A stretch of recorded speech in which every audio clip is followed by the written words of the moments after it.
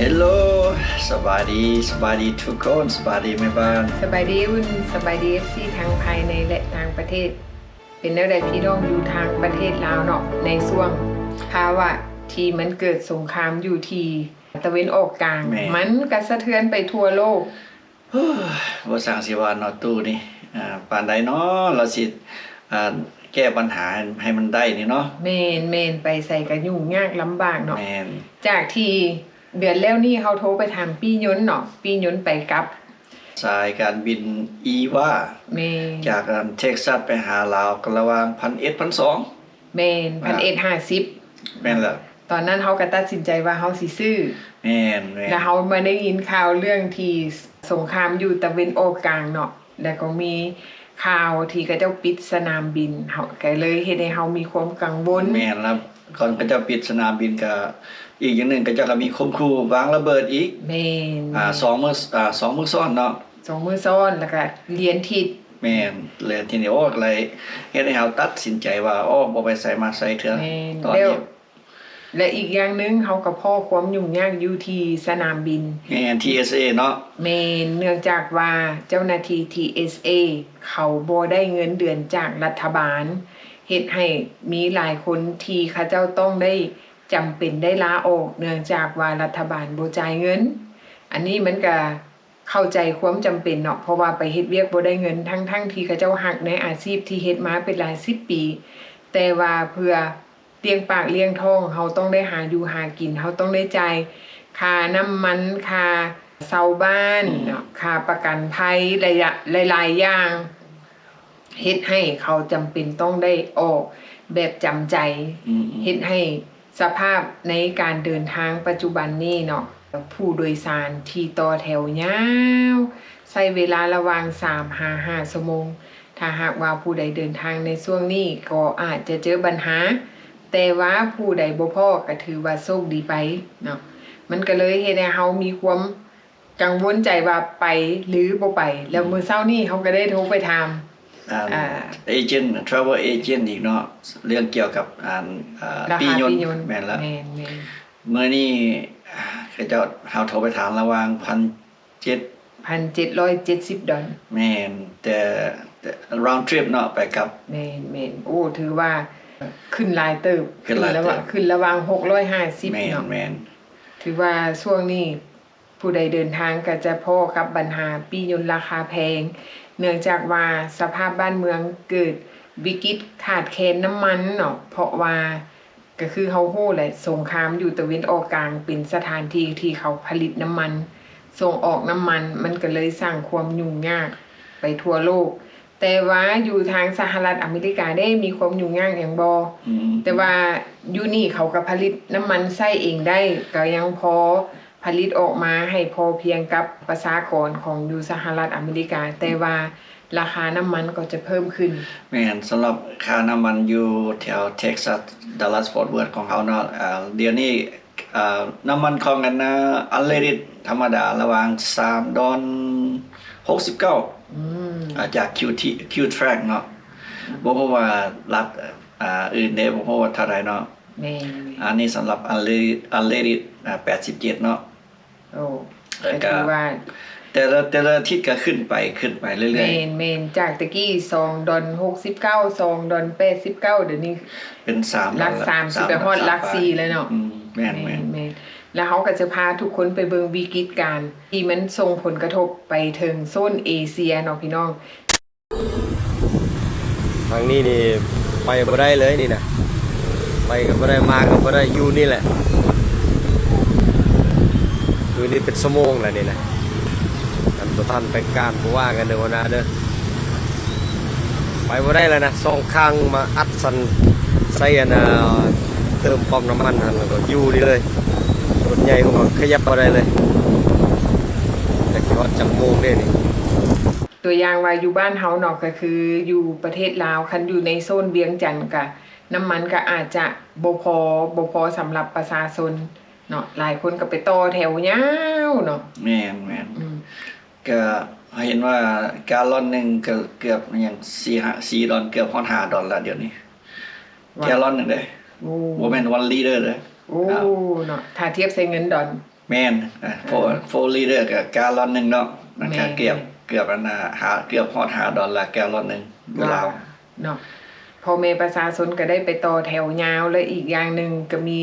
ผู้ใหญ่ใจดีที่เขาเจ้ามีบริจาคบ่แม่นบริจาคเติมน้ำมันเคลื่อนที่อยู่ที่บึงธาตุหลวงถ้าหากว่าผู้ใดกายไปกายมาก็ได้ไปแวะเติมอยู่แถวนั้นเนาะอยู่ที่บึงธาตุหลวงเพราะว่าเพิ่นเพื่อลดพรความแออัดในการไปเติมน้ำมันอยู่ตามปั๊มต่างๆเพิ่นก็เลยมีน้ำมันสัญจรนะซั่นซะเนาะเพิ่นไปซอยขายน้ำมันที่อยู่ธาตุหลวงเนาะเพื่อลดพรความแออัดนั่นเองก็มีหลายๆคนได้ไปใส่น้ำมันอยู่แถวนั้นก็ถือว่าลดพรความแออัดอยู่โซนแถวในเมืองได้หลายเติบเนาะ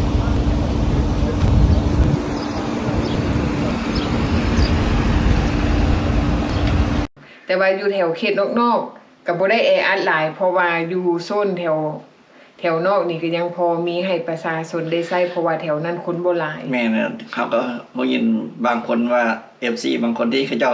หาเลาะไปแถวพนโฮงเนาะแม่นตัวเมืองพนโฮงหันบ่มีนอกกายพนโฮงพัดมีเพิ่นว่าคือว่านอกเมืองใหญ่ก็คนใช้หลายแม่นแถวนอกก็ยังมีใช้อยู่แม่นเนาะบัดนี้คันสมมุติว่าจะให้คนขี่รถไปใส่อยู่แถวพู้นเนาะอยู่โซนออกไปนอกเมืองเนาะมันก็เบิดเนาะไปบ่ฮอดมันมีความเสี่ยงสูงเนาะอันนี้มันเป็นวิกฤตการณ์ผลกระทบจากการเกิดสงครามอยู่แถวตะเวนออกกลางช่วงนี้เฮาก็ได้ติดตามข่าวไปเรื่อยๆเนาะพี่น้องบางคนก็บอกว่าโอ้บ่ต้องมีตกกังวลมันก็50-50เนาะกันสิให้ว่าเฮาบ่กังวลเฮาก็มีความกังวลแบบใดกังวลหนึ่งภาวะเศรษฐกิจมันมีผลกระทบสมมุติว่าน้ำมันขึ้นราคาวิกฤตการณ์บ่มีน้ำมันใช้มันก็เฮ็ดให้ค่าครองชีพสูงขึ้นแต่ว่าค่าของเงินลดลงจากตะกี้เงิน$10ไปตลาดซื้อไข่ได้หลายแตะจากเดี๋ยวนี้เงิน$10ซื้อไข่ได้2แตะบ่หยังเฮาออกไปกินข้าวตอนเที่ยงหรือว่าดินเนอร์ใช่นะรู้สึกว่าราคาอาหารเฮานี่2คนเนาะดับเบิลแม่นคือว่าสมมุติว่าเฮาจะจ่ายระหว่าง$25เนาะเดี๋ยวนี้$50แล้วบ่ลดแล้วเดี๋ยวนี้แม่นเนาะจากตะกี้กินเฟอถ้วยนึงสูงสุดก็$11-12เดี๋ยวนี้ถ้วยนึง$15แม่นมันก็เฮ็ดให้ทุกๆคนก็เพิ่มความลำบากขึ้นแม่นผลกระทบนี่มันมีความลำบากต่อไผต่อผู้ที่มีรายได้น้อยหารายได้ปานกลางเนาะอันนี้แม่นพวกเขานี่ได้รับผลกระทบเพราะว่าพวกเขานี่เป็นชนชั้นกรรมกรหาเช้ากินค่ำบ่คือคนที่เขาเจ้ารวยแล้วพวกนี้แม่นเขาเจ้ารวยเขาเจ้าได้รับผลกระทบบ่ได้อยู่แต่ว่าบ่หลายซ้ำคนรายได้น้อยเพราะว่าเขาเจ้ารวยแล้วเนาะผลกระทบซ้ำนี่ก็ถือว่าเป็นเรื่องธรรมดาของเขาแต่เขาก็อยู่ได้แต่ว่าสำหรับพวกเฮานี่หาเช้ากินค่ำนี่มันเฮ็ดเฮาลำบากจากที่เฮาประหยัดอยู่แล้วเฮ็ดให้เฮามาเพิ่มความประหยัดเข้าไปตื่นที่ยกตัวอย่างคนรวยเนาะกินอาหารสเต็กจังซี่นะก็แยกเขาเจ้ามากินอาหารแบบต้มไข่บ่สินะเขาเจ้าก็สิบ่กินคนรวยก็กินสเต็กคือเก่าถึงแม้ว่าสิเทศแต่ของจีบสิขึ้นหลายปานใดก็เจ้าก็กินแบบเก่าแม่นผู้ที่ประหยัดแท้ๆก็เป็นแบบตัวอย่างแบบพวกเขานี่ล่ะแม่นเนาะคือคนพวกเขานี่แหละหาเช้ากินค่ำจากตะกี้เฮาเคยไปเที่ยวลาวทุกปีบัดนี้เฮาก็สิได้2ปีไปเทื่อนึงบัดนี้ต้องได้ต้องได้คิดดีๆซะก่อนว่าสิไปได้หรือบ่แม่นเพราะว่าหยังเพราะว่า1มาค่าครองชีพมันแพงมันขึ้นสูง2มาเรื่องหน้าที่การงานเนาะค่าครองชีพสูงแต่ว่าค่าแรงงานยังคือเก่าแม่นครับสิคือสมมุติว่าเดี๋ยวนี้ปียนต์นะเกือบ 2,000 แล้วเนาะคันว่าlow season ได้นี่แม่น2คนก็ 4,000 แล้วเนาะว่าไปสมมุติเอาไป 2-3 อาทิตย์ก็ได้กลับมาแล้วแม่บัดนี้เงินเดือนเนี่ยบ่พอค่าปียนต์ได้บาดนี้บ่พอคือเบิ่งเนาะพี่น้องเนาะเฮามาคิดไล่ไปนํกันคือสมมุติว่าคนที่มีครอบครัวมีลูกยกตัวอย่างมีลูก2คนปียนต์ราคา 248,800อันนี้เฉพาะแต่ปียนต์ แม่ 8,000 ค่าอยู่ค่ากินอีก วันนี้ไป4อาทิตย์ค่าอยู่ค่ากินรายชาติ 10,000 เนาะเป็น 18,000 ยังซื้อของต้อนของฝาก ฝากทั้งไปฝากทั้งกลับ เนาะไปเดือนเดียวเบิดเงิน20,000บัดนี้คือสมมุติว่าเฮามานั่งเหตุการณ์บัดนี้เฮาทอนเงินจักเดือนเฮาจังสิทอนได้ฮอด จัง 20,000 นอกก็จะว่าโอ้เว้าโพดหลายนั่นนะ ฮะ เบิดไป คันคนว่าเว้าโพดหลายแม่นคนที่เขาเจ้ายังบ่เคยได้ไปสัมผั แม่ ส น เนาะ แม่นคิดว่าไปลาวมันถึก แม่ แม่นอยู่ถึกอยู่แต่ว่าเงินเบิดบ่คงเมื่อ แม่นเนาะคันคนที่ไปแล้วแบบว่าเบิดหลายนี่แม่นหนึ่งแม่นเฮาไปแล้วเฮาก็สิว่าจังไดเฮาเป็นคนใจใหญ่เออ แม่นเฮาไปเวเคชั่นเนาะเฮาก็จะสิไปประหยัดก็บ่ได้ แม่นเห็นหยังเฮาก็อยากซื้อ แม่นให้อยากเฮาก็ต้องซื้อ แม่ เพราะว่าเฮาบ่ได้มาทุกปีเนาะ แม่ โดนๆมาเทื่อนึงเพราะฉะนั้นเราก็ได้เบิดหลายบัดนั้นล่ะ แม่น ส่วนหลายเฮาไปเวเคชั่นเนาะเฮาสิเห็นหยังเฮามักหยังเฮาก็สิซื้อตามใจเฮาเลย อันนี้เขายังบ่ได้รวมค่าโรงแรมเด้อันนี้เขาอยู่บ้านเขาเองเนาะคันบางคนไปที่แบบว่า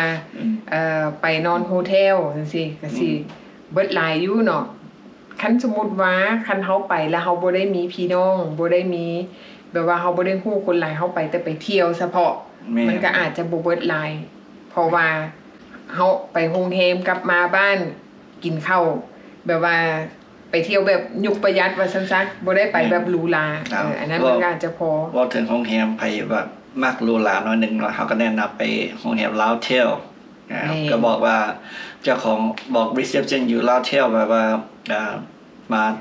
ซ่องโอนี่เท็กซัสเพิ่นใช้ราคาพิเศษ แม่นเนาะลาวเทลเนาะพี่น้องเนาะ แม่นลาวเทลแม่นตั้งอยู่ใจกลางอยู่เวียงจันทน์เลยใกล้สถานที่ท่องเที่ยวเนาะคันย่างออกไปแถวเข้มของก็จะมีห้านอาหารเนาะมีตลาดกลางคืนอันนี้อยู่ใกล้ แม่ และอีกอย่างหนึงโรงแรมเพิ่นสะอาดบริการดีเจ้าของโรงแรมเพิ่นก็ใจดีใจดี แม่น นะ บอกพี่น้องบอกเลยว่าอุนี่เท็กซัส แม่น เป็น FC อุนี่เท็กซัสเพิ่นใช้ราคาพิเศษ แม่นแล้วเนาะและอีกอย่างหนึงโรงแรมเพิ่นให้บริการความสะอาดแล้วก็ถือว่าคันสมมุติว่าเฮาต้องการสถานที่ท่องเที่ยวหรือว่าให้เพิ่นแนะนำเกี่ยวกับแหล่งท่องเที่ยวเพิ่นก็สามารถสอบให้คำแนะนำเกี่ยวกับแหล่งท่องเที่ยวได้ แล้วแม่นคันสมมุติเป็นเฮาสิแพลนไปลาวเนาะเฮาโทรไปหาลาวเทลคันสมมุติจะไปอยากพักโฮเทลเพิ่นเนาะเพิ่นก็มีรถไปรับเอาอยู่สนามบิน แม่ แม่นไปรับส่ง รับส่งอยู่สนามบิน สามารถโทรไปบุกไว้ก่อนก็ได้ แม่น ราคาก็เป็นกันเองเนาะราคาบ่แพงหลายถือว่าราคาปานกลางแบบบ่แพงหลาย แต่ว่าโรงแรมเพิ่นถือว่าเป็นโรงแรมที่มีคุณภาพ แม่นอีกหนึงก็สะดวกเนาะที่เฮา แม่น ลงเดินยนต์มารถก็เฮาก็มีผู้มารับ แม่น ก็โทรไปบุกไว้ซะก่อนเนาะพี่น้องเนาะแต่ว่าโรงแรมบางบ่อนก็ถือก็มีคืนละ15 ดอล3 ดอลก็มีแต่ว่าบ่มีบริการแบบนี้ แม่นเนาะอันนี้แม่นแล้วแต่ความสะดวกของแต่ละคนเฮาก็บ่ว่ากันแต่ว่าสำหรับลาวเทลโรงแรมลาวเทลที่เฮาได้ไปสัมภาษณ์มา แม่น เฮาได้ไปเลาะไปฮู้จักกับเจ้าของเพิ่นถือว่าโรงแรมนี้เพิ่นก็ให้บริการดี อีกนะครับก็มีคลิปที่ย้อนหลังอยู่สำหรับลาวเทลใครอยากเข้าไปเบิ่งก็ครับเข้าไปเบิ่งได้ แม่นแล้ว แต่ละห้องโฮเทลเพิ่นเป็นอะไรเนาะสลา แม่น เสวยมีทุกสิ่งทุกอย่างเนาะมีจิมเวิร์กเอาท์มีสวิมมิ่งพูลมีมองกินอะไรอย่างกินเบียร์เนาะกินเหล้ากินเบียร์มองไปเชียวเอาท์ แม่นแล้วเนาะเป็นกันเองเฮาไปแล้วแบบเฮารู้สึกว่าเป็นกันเอง พนักงานต้อนรับเพิ่นก็ยิ้มแย้มแจ่มใสเว้าจาม่วนเนาะ แม่น เนาะอันนี้เขาก็ฝากไว้เนาะพี่น้องเนาะถ้าหากว่าผู้ใดคิดว่าไปเที่ยวเมืองลาวแล้วสิไปพักนอนโรงแรมอยู่บ่อนใดจังซี่ ขึ้นบ่ออกกับลาวเทล แม่น จากติดตามมาจากบุนนี่เท็กซัส แม่นแล้วเนาะพี่น้องหลังจากนั้นออกจากลาวเทลโอ้อยากไปเที่ยววังเวียงเด้จังซี่เฮาก็ติดต่อสอบถามเพิ่นบางทีเพิ่นอาจจะมีรถรับส่งจากโรงแรมเนาะไปที่สถานีรถไฟเพิ่นก็มีรับส่งอันนี้แม่นสุดแล้วแต่เฮาจะสอบถามแล้วก็ติดต่ออยู่ที่เคาน์เตอร์เช็คอินนั่นเองเนาะพี่น้องเนาะอันนี้เฮาก็ฝากไว้สำหรับคลิปนี้เฮาก็คือสิบ่มีหยังหลายเฮาก็มาเล่าเรื่องว่า เศรษฐ ส กิจ ภาพ เนาะ สภาพอยู่ที่สหรัฐอเมริกาแล้วก็อยู่ประเทศลาวเป็นแนวใดเอาไว้มื้อหน้าเฮาจะพาทุกคนไปสำรวจสภาพราคาเศรษฐกิจอยู่ตามท้องตลาดว่ามันมีหยังเปลี่ยนแปลงมันขึ้นราคาบ่ โอเคเนาะพี่น้องเนาะ หาพอกันใหม่คลิปหน้าเนาะสำหรับคลิปนี้บ๊ายบาย บ๊ายบาย